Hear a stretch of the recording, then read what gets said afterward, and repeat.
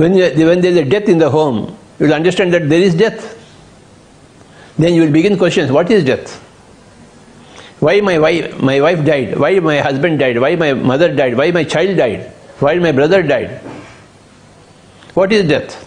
So, ఆ death గురించి, చావు గురించి మనం జ్ఞానం సంపాదిస్తాం, నాలెడ్జ్ సంపాదిస్తాం, పుస్తకాలు చదువుతాం, అందరి దగ్గర నుంచి కథలు వింటాం. ఒకసారి యక్షుడు ధర్మరాజుని ఒక ప్రశ్న అడిగాడు. ధర్మరాజా, యుధిష్ఠిరా, ప్రపంచంలో అన్నిటికన్నా ఆశ్చర్యకరమైన విషయం ఏదయ్యా అని. యుధిష్ఠిరుడు వెంటనే జవాబిస్తాడు, స్వామీజీ, ప్రపంచంలో అందరూ చస్తున్నా కూడాను ఈ మానవుడు ఏమనుకుంటా అంటే నేను మటుకు చావని అనుకుంటాడట.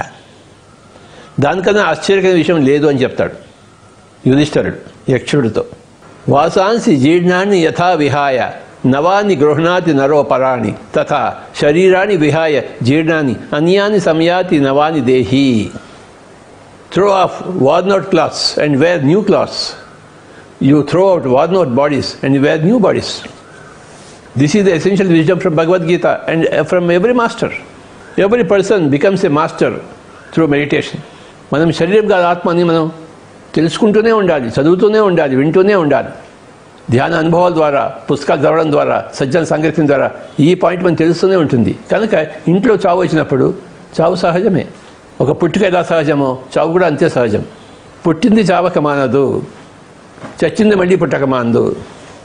జాతస్య హి ధ్రువో మృత్యు ధ్రువం జన్మ మృతస్య చ తస్మాత్ అపరిహార్యర్థే నత్వం శోచితం అర్హసి. పుట్టింది చావక మాందు, చచ్చింది మళ్ళీ పుట్టక మాందు. ఏదైతే తప్పించలేవో దానికి ఎందుకు ఏడుస్తున్నావు నాయన? ఏడ్చేవాడు అపండితుడు అని చెప్పాడు భగవద్గీతలో. దేనికైనా ఏడ్చేవాడు అపండితుడు. నా త్వం శోచితం అర్హసి, నీకు ఏడవడానికి అర్హత లేదు. ఏది చావదు, అన్నీ చచ్చిపోతాయి, ఏది చావదు. శరీరవతి అన్నీ చచ్చిపోతాయి, ఆత్మవతి ఏది చావదు.